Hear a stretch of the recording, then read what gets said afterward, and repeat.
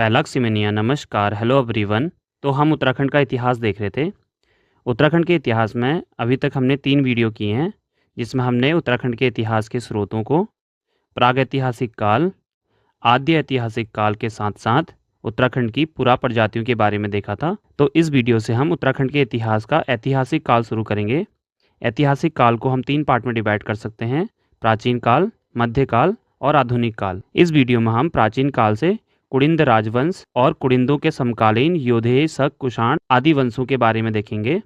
और जो अगली वीडियो होगी प्राचीन काल से, उसमें हम पौरव वंश के बारे में देखेंगे। और प्राचीन काल से जो तीसरी वीडियो होगी उसमें हम कार्तिकेयपुर यानी कि कत्यूरी राजवंश के बारे में देखेंगे। तो प्राचीन काल से हमारी टोटल 3 वीडियो हो जाएंगी। तो चलिए फिर इस वीडियो में हम कुड़िंद राजवंश के बारे में देखते हैं और साथ ही साथ इसके समकालीन राजवंशों को भी देखेंगे। तो कुड़िंद राजवंश यानी कि कुड़िंद डायनेस्टी का जो टाइम पीरियड है वो लगभग 1000 बीसी यानी महाभारत काल से लेके 300 एडी के बीच है। हालांकि कुछ इतिहासकार जैसे कि डॉक्टर यशवंत सिंह कटौज कुड़िंदों के टाइम पीरियड को 200 बीसी से लेके 300 एडी के बीच मानते हैं और इसी काल से हमें कुड़िंदों की मुद्राएं मिली हैं। तो कुड़िंद डायनेस्टी से रिलेटेड जो सबसे इंपॉर्टेंट पॉइंट जो कि एग्जाम में पूछा भी जाता है कि कुड़िंद राजवंश उत्तराखंड में शासन करने वाला प्रथम राजनीतिक वंश था। तो प्रथम राजनीतिक वंश था कुड़िंद। कुड़िंदों के इतिहास के जो स्रोत हैं उसमें हमारे पास साहित्यिक स्रोत भी हैं और पुरातात्विक स्रोत भी हैं। अगर हम साहित्यिक स्रोतों को देखेंगे तो उनमें सबसे पहले महाभारत। जब हम आद्य ऐतिहासिक काल देख रहे थे तब हमने देखा था कि महाभारत में कई स्थानों पर कुड़िंदों का जिक्र आता है और महाभारत के वन पर्व में राजा सुबाहु का उल्लेख मिलता है जो कि एक कुड़िंद शासक। तो महाभारत में हमें एकमात्र कुड़िंद शासक का नाम मिलता है। इसी प्रकार पाणिनि की अष्टाध्यायी जो कि 4वीं से 5वीं सदी ईसा पूर्व की रचना है, इसमें भी कुड़िंदों के बारे में उल्लेख किया गया है और विदेशी लेखक टॉलमी ने भी कुड़िंद राज्य का वर्णन किया है। इसी प्रकार बृहद संहिता जो कि 12 मिहिर की रचना है और अर्थशास्त्र और पुराणों में मार्कंडेय पुराण, विष्णु पुराण, इनमें भी कुड़िंदों का उल्लेख मिलता है। और कुड़िंदों के इतिहास से रिलेटेड जो पुरातात्विक स्रोत हैं उनमें अभिलेख और कुड़िंदों की मुद्राएं। अभिलेखों में सबसे पहले अशोक का कालसी अभिलेख। इस अभिलेख के अनुसार प्रारंभ में कुड़िंद लोग मौर्यों के अधीन हुआ करते थे। इस अभिलेख में कुड़िंदों के लिए पुलिंद शब्द यूज किया गया है। इसके अलावा अब तक हमें कुड़िंदों से रिलेटेड 5 अभिलेख मिले हैं। 4 अभिलेख भरहुत से मिले हैं और 1 अभिलेख मथुरा से मिला है और इन अभिलेखों से कुड़िंदों की राजनीतिक स्थिति का पता चलता है। अभिलेखों के अलावा कुड़िंदों के इतिहास को जानने के लिए जो प्रमुख स्रोत हैं वो हैं कुड़िंदों की मुद्राएं और ये मुद्राएं रजत और तांबे से निर्मित है। रजत यानी कि चांदी से निर्मित है। इन मुद्राओं में शासकों के नाम के साथ साथ कुड़िंदों की राजनीतिक, आर्थिक और धार्मिक स्थिति की जानकारी मिलती है। तो सबसे पहले हम कुड़िंद मुद्राओं के बारे में देखते हैं, उसके बाद हम कुड़िंद डायनेस्टी के बारे में देखेंगे। तो ये कुड़िंदों के सिल्वर यानी कि चांदी के कॉइन हैं और ये तांबे के कॉइन्स हैं। कुड़िंद मुद्राएं हमें उत्तराखंड के अल्मोड़ा, देहरादून, भेड़ागांव और पंजाब के सुनेद, हरियाणा के करनाल, उत्तर प्रदेश के बेहट, सहारनपुर से प्राप्त हुई हैं। कुड़िंद मुद्राओं को हम 2 भागों में बांट सकते हैं। सबसे पहले प्रारंभिक मुद्राएं जिनका टाइम पीरियड लगभग 225 बीसी से लेके 175 बीसी के बीच है और उसके बाद परवर्ती मुद्राएं और इनका टाइम पीरियड 175 बीसी से लेके 300 एडी के बीच है। सबसे पहले हम प्रारंभिक मुद्राओं के बारे में देखते हैं। तो प्रारंभिक मुद्राओं में किसी भी शासक का नाम हमें नहीं मिलता। इन मुद्राओं में हमें केवल कुड़िंद और कुछ मुद्राओं में कादस्य शब्द मिलता है और इस कादस्य शब्द का अभी तक हमें अर्थ नहीं पता चला है। इन सिक्कों में सिर्फ कुड़िंद शब्द होने की वजह से कुछ इतिहासकारों का मानना है कि तब का कुड़िंद शासन गणतंत्रात्मक यानी कि रिपब्लिकन शासन रहा होगा। इन प्रारंभिक मुद्राओं में जो लिपि है वो ब्राह्मी लिपि है और प्रारंभिक मुद्राएं तांबे की यानी कि कॉपर की बनी हुई है और प्रारंभिक मुद्राओं में जो पिक्चर्स बने हैं उनमें बोधि वृक्ष के, त्रिरत्न के और सूर्य की किरणें आदि पिक्चर प्रारंभिक मुद्राओं में बनी हुई हैं। तो ये हमने देखा प्रारंभिक मुद्राओं के बारे में। और दूसरा प्रकार है कुड़िंद मुद्राओं का परवर्ती यानी कि लेटर कॉइन्स। और जो लेटर कॉइन्स हैं इनकी जो लिपि है वो है खरोष्टी और ब्राह्मी लिपि और परवर्ती मुद्राओं को सिल्वर और तांबे से बनाया गया है। सिल्वर यानी कि चांदी से बनाया गया है और परवर्ती मुद्राएं कला की दृष्टि से उच्च स्तरीय हैं। और परवर्ती मुद्राओं की एक खास बात यह है कि इन मुद्राओं में शासकों का नाम अंकित किया गया है। अगेन परवर्ती मुद्राओं को हम 3 भागों में बांट सकते हैं। इसमें सबसे पहला भाग अमोघभूति प्रकार की मुद्राएं और दूसरा पार्ट है अल्मोड़ा प्रकार की मुद्राएं, तीसरा पार्ट है क्षत्रेश्वर प्रकार की मुद्राएं। जो अमोघभूति प्रकार की मुद्राएं थी वो उच्च कोटि की थी और इसकी तुलना में अल्मोड़ा प्रकार की मुद्राएं निम्न कोटि की थी। तो अब हम इनके बारे में एक एक करके देख लेते हैं। तो सबसे पहले अमोघभूति प्रकार की मुद्राएं। अमोघभूति प्रकार की मुद्राओं को अमोघभूति शासक ने जारी किया था। अमोघभूति कुड़िंदों का सबसे शक्तिशाली शासक था और जितने भी हमें कुड़िंदों की मुद्राएं मिली हैं उनमें सबसे ज़्यादा अमोघभूति प्रकार की मुद्राएं ही मिली हैं, ये भी आपको पता होना चाहिए। और अमोघभूति प्रकार की मुद्राओं में जो लिपि है वो है खरोष्ठी लिपि और ब्राह्मी लिपि और भाषा है प्राकृत भाषा। और अमोघभूति प्रकार की मुद्राएं सिल्वर से भी बनी हैं और तांबे से भी बनी हैं। यहाँ पे सिल्वर मुद्राओं को आप देख सकते हैं। अगर आप इसमें पिक्चर्स देखेंगे तो इसमें हमें ये हिरन का या मृग का पिक्चर दिख जाएगा। यहाँ पे देवी माँ का पिक्चर दिख जाएगा जिसे लक्ष्मी बोला गया है। इनके हाथ में कमल का फूल है और अगर इनके सींग के ऊपर अगर आप देखेंगे तो यहाँ पे 2 नाग बनाए गए हैं।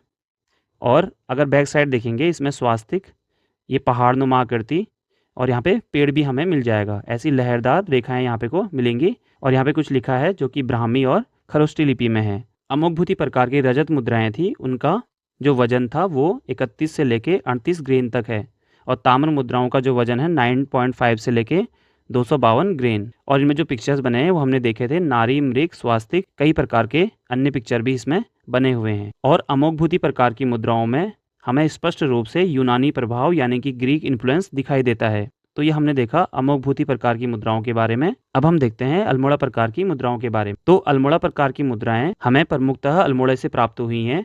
इनकी जो लिपि है ब्राह्मी लिपि है और अल्मोड़ा प्रकार की मुद्राएं तांबे से बनी हुई हैं। आपको यहाँ पे ध्यान रखना है, सिर्फ अमोघभूति प्रकार की मुद्राएं ही चांदी की और तांबे की बनी है।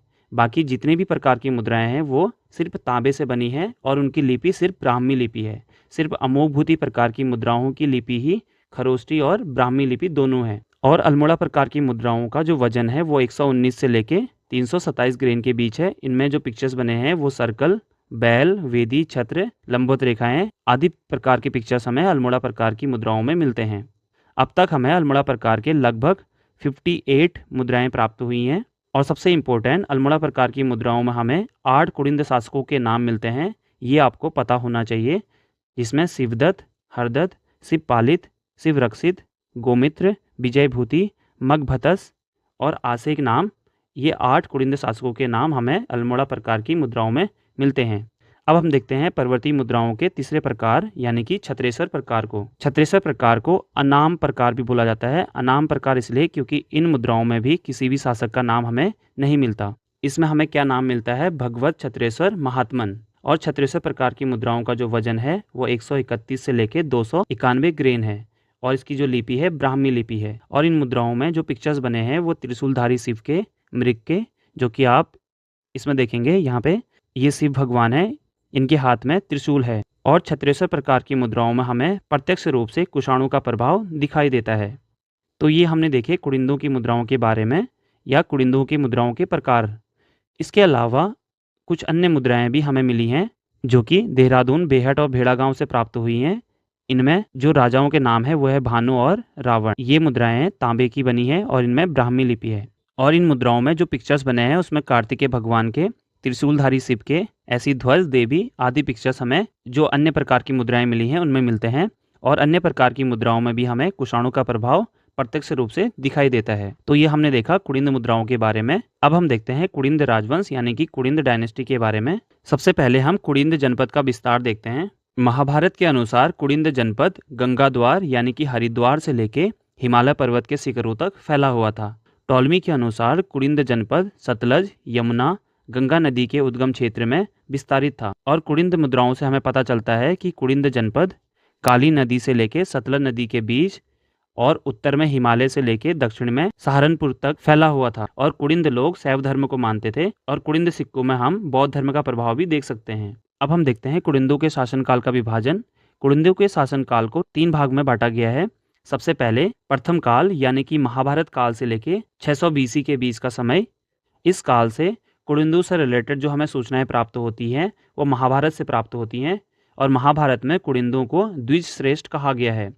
इसके आधार पर ऐसा माना जाता है कि कुड़िंदों का संबंध आर्यों से रहा होगा इसी प्रकार महाभारत में सुबाहु नामक शक्तिशाली कुड़िंद शासक का जिक्र मिलता है और प्रथम काल में जो कुड़िंदों की राजधानी थी वो श्रीपुर हुआ करती थी, यानी कि आज का श्रीनगर। और प्रारंभ में कुड़िंद जनपद स्वतंत्र हुआ करता था और बाद में ये पांडवों के अधीन आ गया था। महाभारत के युद्ध में भी कुड़िंदों ने पांडवों की तरफ से महाभारत के युद्ध में भाग लिया था। तो ये हमने देखा कुड़िंदों से रिलेटेड प्रथम काल के बारे में।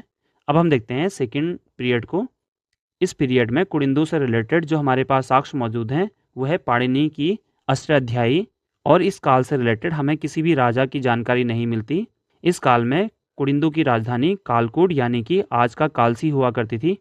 और इस काल में जो कि 600 बीसी से लेके 200 से 300 बीसी के बीच का समय है, और इस कालखंड को संपूर्ण भारत के राजनीतिक एकीकरण का समय माना जाता है। इस वजह से इस काल में कुड़िंद जनपद अपने अस्तित्व को स्वतंत्र रखने में सफल हुआ था। मतलब इस काल में कुड़िंद जनपद किसी के अधीन नहीं था, यानी कि स्वतंत्र था। तो ये हमने देखा द्वितीय काल के बारे में। अब हम देखते हैं तीसरे काल के बारे में, जो कि 200 से 300 बीसी से लेके 200 से 300 एडी के बीच का है। इस काल से हमें कुड़िंदों के संबंध में कई अभिलेख और कुड़िंदों की मुद्राएं प्राप्त हुई हैं। और इस काल में जो कुड़िंदों की राजधानी हुआ करती थी वो थी शत्रुघ्न नगर या सुध नगर, जो कि आज का मथुरा के आसपास पड़ता है। और इसके बाद कुड़िंदों ने अपनी राजधानी बेहट, जो कि सहारनपुर के आसपास पड़ता है, वहाँ विस्थापित कर दी। अगर आप इस टाइम पीरियड को भारतीय इतिहास के अकॉर्डिंग देखेंगे तो मौर्य काल के बाद संपूर्ण भारत में कोई भी केंद्रीय पावर नहीं थी। तो एक प्रकार से डिसेंट्रलाइज का दौर चल रहा था। तो इसी विकेंद्रीकरण के कारण कुड़िंद जनपद शक्तिशाली हुआ। और इस काल में हमें अनेक राजाओं के नाम मिलते हैं, जिनमें विषदेव, अग्रराज, धनभूति सेकिन या वनभूति, ऐसी अमोघभूति, शिवदत्त, हरिदत्त, शिवपालित भानु आदि राजाओं के नाम हमें इस काल से मिलते हैं। इन सभी राजाओं में अमोघभूति सबसे शक्तिशाली शासक था। अमोघभूति की मुद्राओं में अमोघभूति के लिए रज, कुड़िंदस, अमोघभूतिस, महाराजस अंकित किया गया है। और अमोघभूति ने यमुना और ब्यास के मध्यवर्ती क्षेत्रों को यवनों से मुक्त किया था। अमोघभूति ने कुड़िंदों के समकालीन गणराज्यों यानी कि योधे और उदुम्बर और कुड़िंदों को मिलाकर के त्रिकोणी संघ का गठन किया था। तो त्रिकोणी संघ में एक योधे आ जाएंगे और उदुम्बर गणराज्य हो जाएगा, साथ ही साथ कुड़िंद गणराज्य भी शामिल हो जाएगा। और अमोघभूति शासन काल में कुड़िंद जनपद अपने चरमोत्कर्ष यानी कि पीक में पहुंचा था। तो ये हमने देखा कुड़िंदों के शासन काल के विभाजन के बारे में, जितना भी हमें इनके अभिलेखों और इनके सिक्कों से पता चलता है। अंत में अमोघभूति के बाद कुड़िंदों का पतन शुरू हो जाता है और कुड़िंदों के कई जनपद में यानी कि मैदानी क्षेत्रों में सबसे पहले शकों ने और उसके बाद कुषाणों ने अधिकार कर लिया था। और तीसरी सदी के उत्तरार्ध में यानी कि 300 एडी के आसपास कुड़िंद जनपद का विलय योधे जनपद में हो गया था। तो ये हमने देखा कुड़िंद डायनेस्टी के बारे में। अब हम देखते हैं अमोघभूति की मृत्यु के बाद उत्तराखंड में कौन कौन सी राजनीतिक शक्तियां थी। सबसे पहले हम देखते हैं शक के बारे में।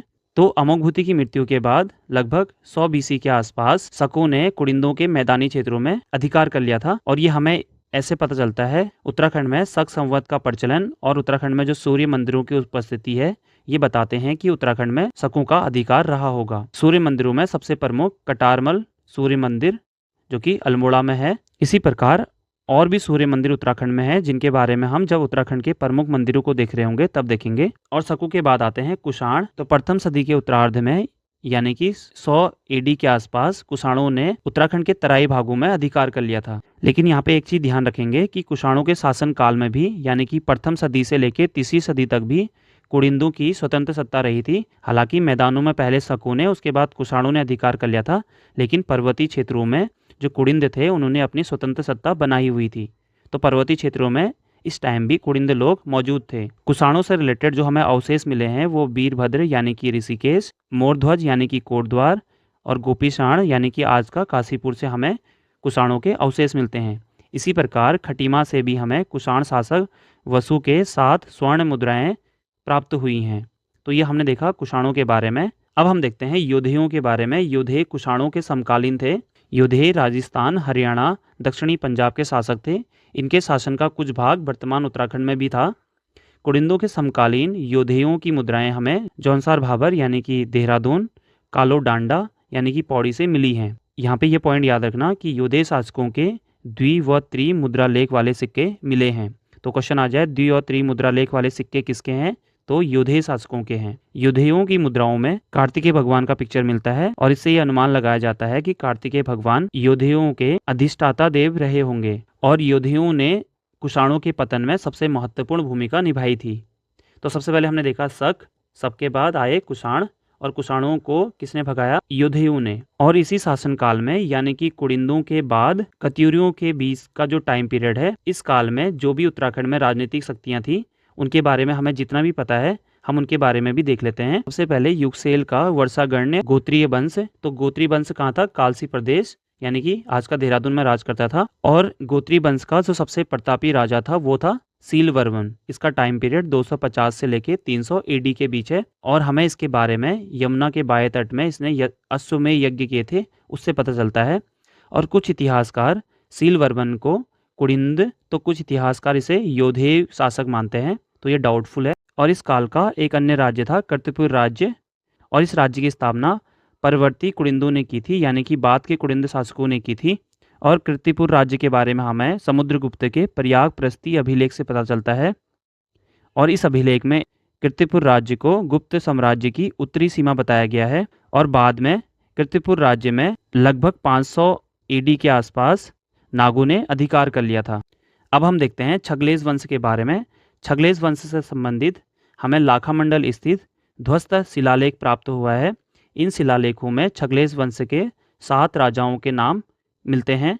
इन शासकों में जो प्रथम शासक है वो है नरपति जयदास, और अंतिम शासक है नामछत, और अन्य शासक है गुहेश, अचल, छगलेश दास, रुदेश दास और केतु।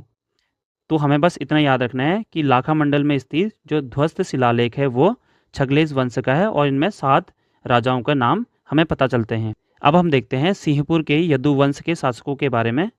सिंहपुर यानी कि आज का लाखामंडल जो कि देहरादून में है, से हमें राजकुमारी ईश्वरा के लेख मिलते हैं, और इससे हमें यदुवंश के 12 राजाओं के बारे में पता चलता है। यदुवंश के संस्थापक का नाम था सेनवर्मन, और यदुवंश के सबसे शक्तिशाली शासक थे भास्कर वर्मन, और भास्कर वर्मन की बेटी थी राजकुमारी ईश्वरा, और राजकुमारी ईश्वरा का विवाह जालंधर के राजकुमार चंद्रगुप्त से हुआ था। और राजकुमारी ईश्वरा के शिलालेख में हमें 5वीं से 6ठी सदी के शिव मंदिर का उल्लेख मिलता है, या कैलाश मंदिर का उल्लेख मिलता है। अब हम देखते हैं नाग वंश के बारे में। यमुना घाटी में यादवों के बाद नागों ने शासन किया, और नागों के बारे में हमें गोपेश्वर के त्रिशूल लेख से पता चलता है, जो कि लगभग 600 से लेके 700 एडी के बीच का है। और इस त्रिशूल अभिलेख में हमें 4 नाग शासकों के नाम मिलते हैं, जिसमें गणपति नाग, स्कंद नाग, विभु नाग और अंशु नाग का उल्लेख हमें गोपेश्वर त्रिशूल लेख में मिलता है। तो नागों की सत्ता को किसने समाप्त किया? कन्नौज के मोखरी वंश ने।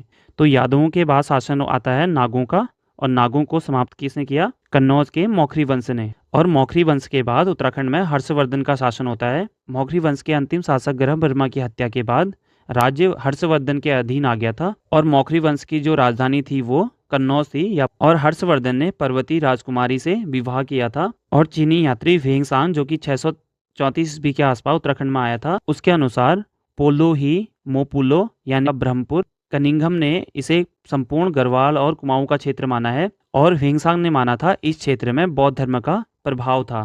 और हर्षवर्धन की मृत्यु के बाद जो कि 647 ईस्वी में हुई, उत्तराखंड में छोटे छोटे राज्य बने, और सुरक्षा की दृष्टि से इन छोटे छोटे राज्यों ने अलग अलग गढ़ों का निर्माण किया। और इन छोटे छोटे राज्यों में जो मुख्य राज्य थे वो थे ब्रह्मपुर, शत्रुघ्न और गोपीषाण, और इनमें ब्रह्मपुर सबसे बड़ा राज्य हुआ करता था। ब्रह्मपुर के बारे में यानी पर्वतकार पौरव वंश के बारे में हम अगली वीडियो में देखेंगे। तो अभी हमने देखा कुड़िंद राजवंश के बारे में, और कुड़िंदों के बाद यानी कि अमोघभूति की मृत्यु के बाद उत्तराखंड में कौन कौन सी राजनीतिक शक्तियों ने शासन किया उनके बारे में जितना भी हमें पता है उसके बारे में हमने देखा। तो इस वीडियो में इतना ही है। अगली वीडियो में हम देखेंगे पौरव वंश यानी कि पर्वतकार वंश के बारे में। तो मिलते हैं अगली वीडियो में।